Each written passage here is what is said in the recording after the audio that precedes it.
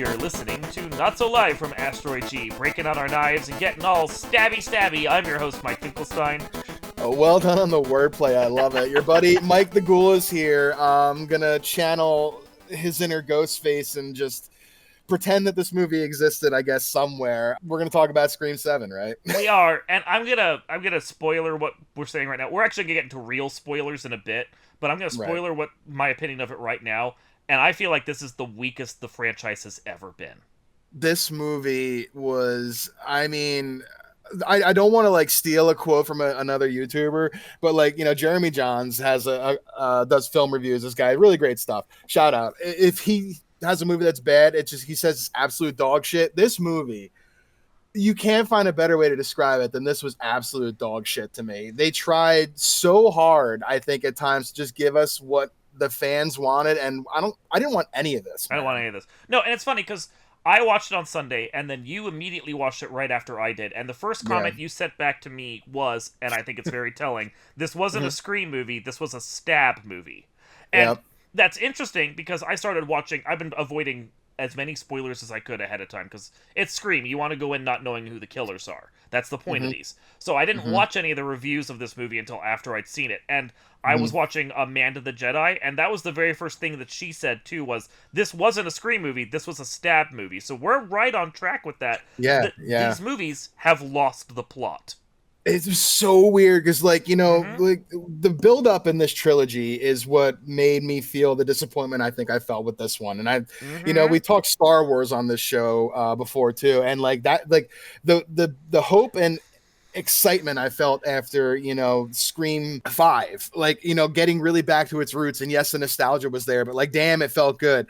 6 was, okay, it's a little bit different. It's again, it's their college one where they go away, same formula as 2, okay, and then 3, like they tried to really hit home that like third trilogy thing, and you can't do that with this one when 2 of your fucking stars aren't even in the movie. Yeah, and I think that's the thing. I don't hate 6. I actually kind of like 6 for what it is. It's not bad. 5 is a reboot quill, remake quill, whatever you want to call it. It's the passing of a torch to a new generation, and it's not even someone related to Sidney, which I actually really liked. It had a different connection. And then number 6 wasn't just a let's go do college kind of sequel. It was also a movie analyzing the whole of the franchise. Like, number 3 analyzed the idea of trilogies. This analyzed the idea of a franchise film, which is what Scream does. It always comments on itself. Those 2 movies started this thing so that you could then get the 7th movie that was not only a capper of a trilogy that I'm assuming would have had Sam's character become one of the Ghostface killers or more lean towards it than she ever has before, but also that it would, like, bring everything to a close and maybe then do a new generational shift again. I got the vibe they wanted to try and do the generational shift by introducing Sidney's daughter Tatum here, but it doesn't work when A, we know nothing about her, and B, she sucks. Where, and like what gets me to, where is the mention of this like almost fully grown adult daughter at any point of us seeing Sidney in any of the last movies? Like, too, like, did they mention it? Like, I was really trying to remember if they did. Like, I know she has a family. Yeah, like, they mention a family in 5 and her husband Mark. And they mention in 6 that she stayed home where she lived with the kids and with Mark. That's it. Yeah. They did mention that there were kids, which is why we see not only a teenage daughter, but a very brief web call awkwardly with 2 other kids that have no consequence to the plot. That's so dumb. Right. But it's also like someone did the math, and if she were to have had Tatum when the timeline of the series lays out, Tatum would have been 2 during Scream 4 when she's not mentioned at all. Exactly. So, yeah, it's a bit of a retcon, and this is from a franchise that's been pretty good about not doing retcons. They've been very good about that. Like, they have little slip-ups here and there, but they always kind of, like, make it where you can't dig deep. Like, wait a minute here. No. Like, because, like, what mom is going out on a book tour, when she has a 2-year-old at home? Like, it ain't happening.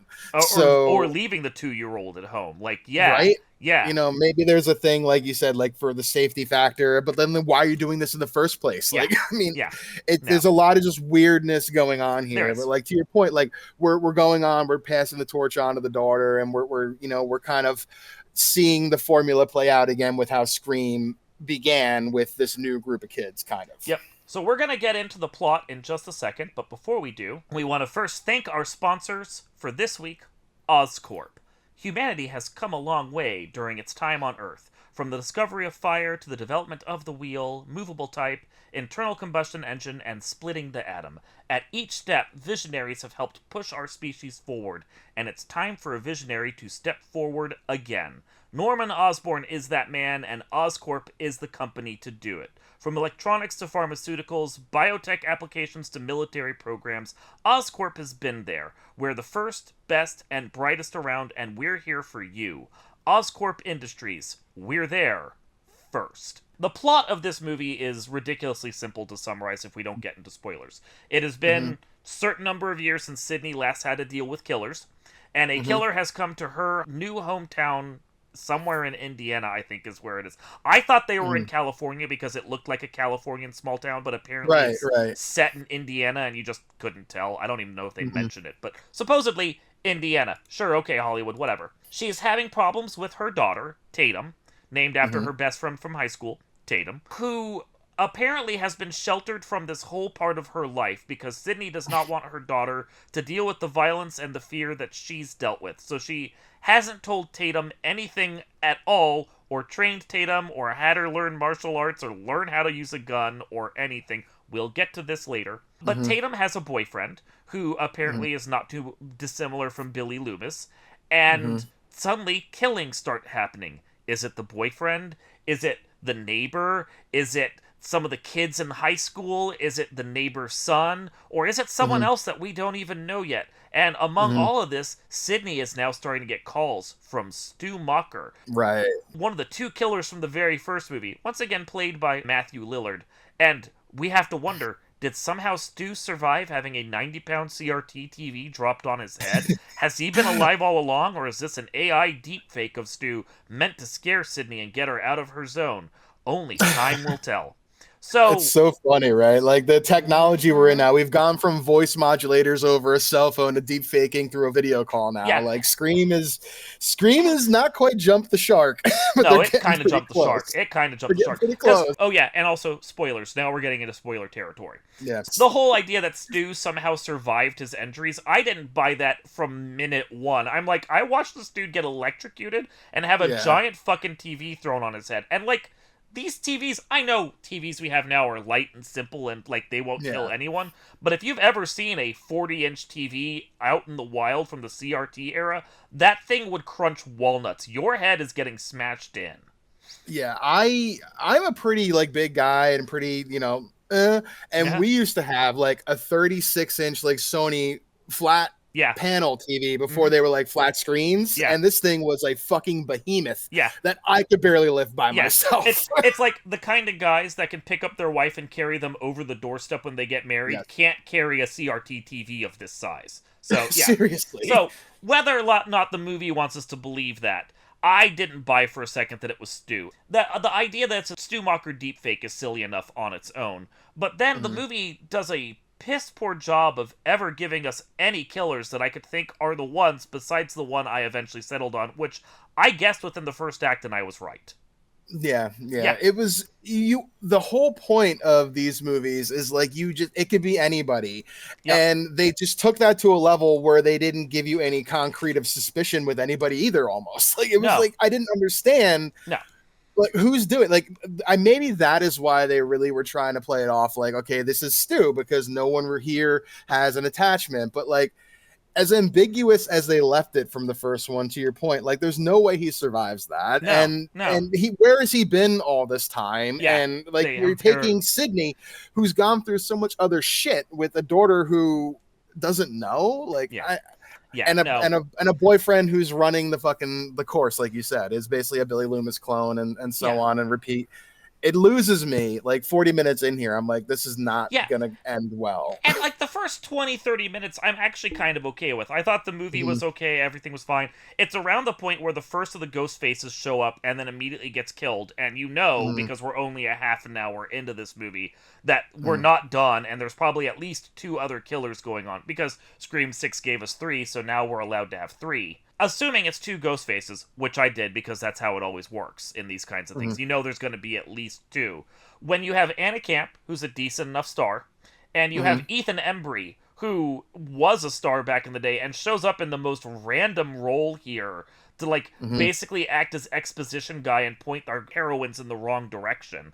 Mm-hmm. I knew from minute 1 Anna Camp and Ethan Embry were going to be our killers, and I was right.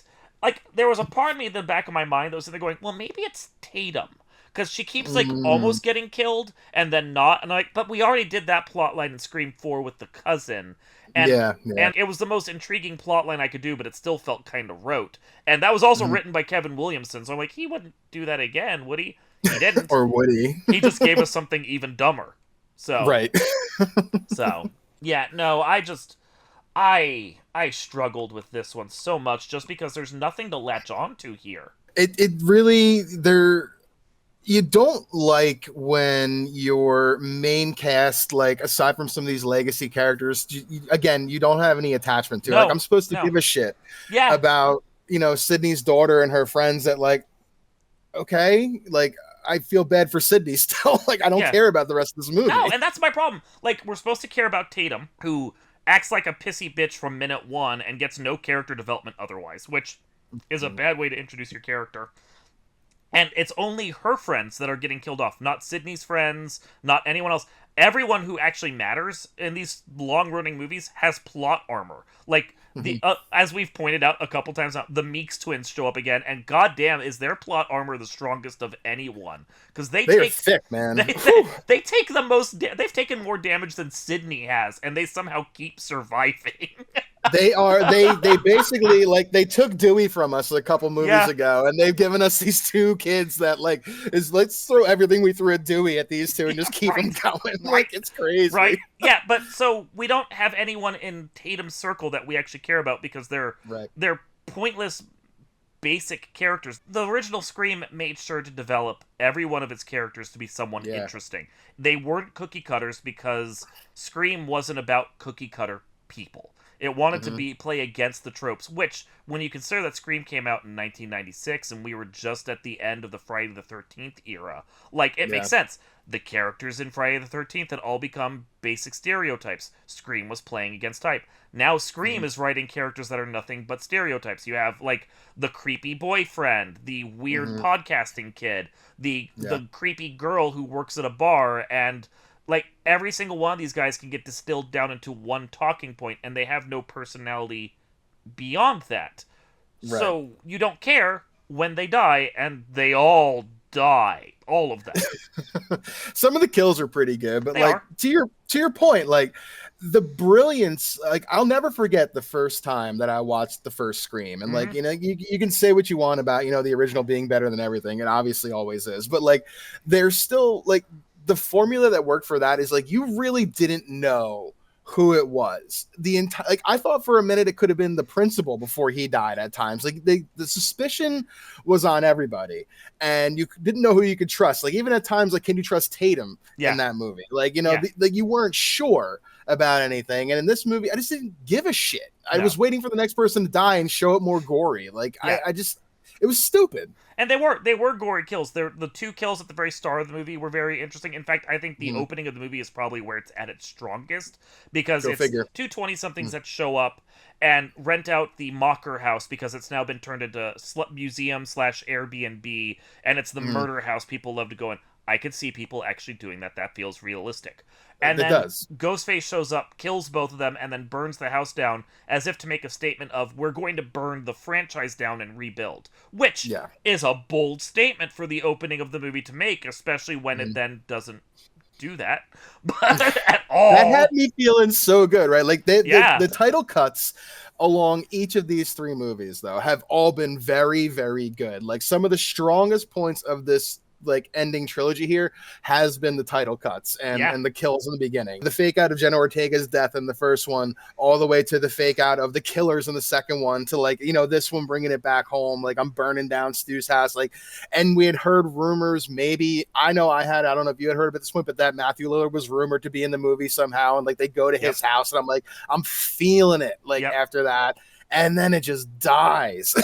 It does die. Just Like, dies. yeah, the second we cut away from those kids who just died, and we go to Sidney and we get her boring life with all of its boring details, and we're supposed to think that Stu is alive, which I never did. I'm just like, I don't care about this at all. I didn't care about Sidney and her problems with her kid because it's poorly developed and and as we pointed out at the start of this, didn't make any sense that she wouldn't tell her kid anything about anything at all. I get PTSD trauma, but if you have this over the fact that killers have shown up at 5 different points in your life and you've somehow narrowly survived each time, maybe you tell your family a little something so that they'd be protected.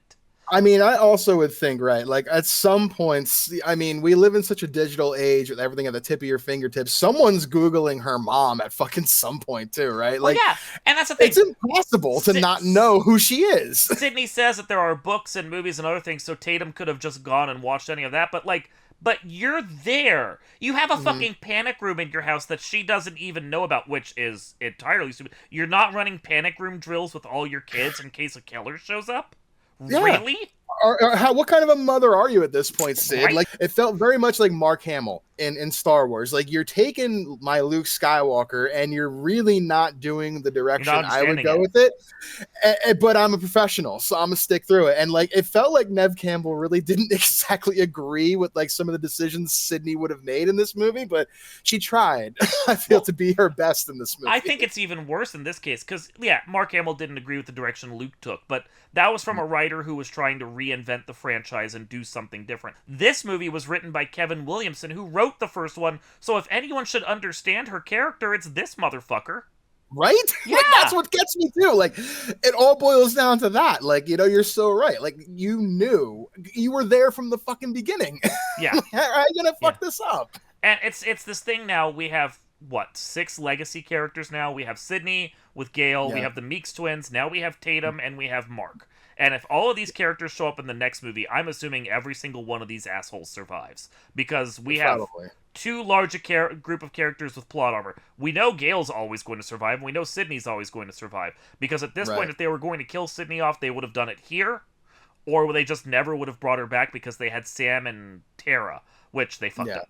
So, like, at this point, it feels like we have too large a cast of characters that we care too much about that we just can't get rid of. Like, I don't know if you watched it, but I watched the Stranger Things finale, like all of it, which I hated. And there's a group of like 30 characters in that show, and the show can't kill any of them because it loves all of them too much. We're getting to that point with these movies. Yeah, it feels that way, right? Like she used to be like the final girl, right? Like that was Sid. She was the final girl. Yeah, it's the final group now. It is. It's what it is. Yeah, I think to your point, in the next movie, either A, they do all survive, or B, they all die. Because you can't go any other way now with this. Like you can't kill the brother and the sister, and have it have the same effect. Like when you killed Dewey, like that hurt, man. And that like that said, anyone could die, but no one could die again. We're back to that point. Yeah. You ruined that. And it's even a bigger cast, because at least at that point it was only Sidney, Dewey, and Gale. Now it's 6 people. We have this fucking cast! Oh my god. You know, if Randy wasn't safe in the first trilogy, like, how are you making these people safe, man? Like, you took my Jamie Kennedy from me. How are you going to do this? He was my favorite character, too. So he was fun. He was fun. That does lead me to the next thought, though, of where does the series possibly go from here? Do you keep bringing Sidney back even though her story is so beyond done? She has no character growth anymore. There's nowhere for her to go. If we focus on Tatum, that'd be great, except for the fact that Tatum got no development and really sucks. Yeah. So I'm not sure where we go from here. Like, they've written themselves into quite the pickle, because like you've already expended your shot of the Billy Loomis bloodline, because you can't do that anymore. You've now blown your load with Stu. You can't do that again. You got characters who've been around forever we are too attached to now to kill, and even the new characters. I don't know where this goes from here. It's just all very confusing. I feel like, and this is the last note I have on this, I feel like if we're gonna do another one from here, we need to let Sidney and Tatum sit this out. Like Scream 8 should not have either of them in there. Shouldn't have Mark, shouldn't have Gale, shouldn't have any of them. I know everyone loves their legacy characters, but I think Sure. Scream 6 did the right thing of trying to get rid of some of them. Sure, it was because they didn't want to pay Nev to actually come back, but I think in a way that was actually a blessing because we could finally just focus on new characters. Exactly. I think we need to go for a new focus. And I'm not saying get rid of everyone, but I think we have a perfectly good final girl who's actually survived a couple films, isn't tied to anyone, and is clearly allowed to come back. I think the movies need to focus on Mindy.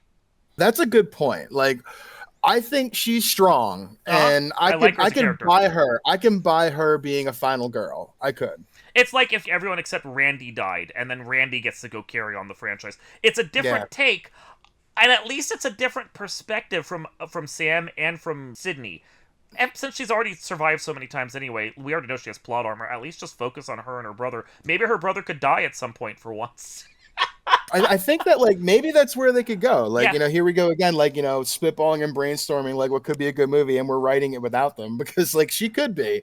And, like, the thing, her brother could die at the beginning of the movie, and she's got to, like, figure out what's going on, who did it. And then maybe Gale shows up, and, Gale's got, like, but she's the only one that comes back, but there's no Sidney. And maybe, like, you put the suspicion on Gale, like she's finally snapped because she's upset that she's not the face anymore of the way that's changed to this new generation. But I don't know. Even that feels like it could get kind of weird. But I think the Mindy as the final girl makes a lot of sense to me. If any of the new characters are. Any of the new characters they're allowed to bring back, because I don't think... I think unless they threw so much money at it that it would be so expensive to bring her back, I don't think they're getting Melissa Barrera and Jenna Ortega to come back at this point. I think they're gone, and that bridge is burned, even if Spyglass were interested in bringing them back. I think, if it's not going to be Sidney, and it shouldn't be Tatum, because Tatum sucks.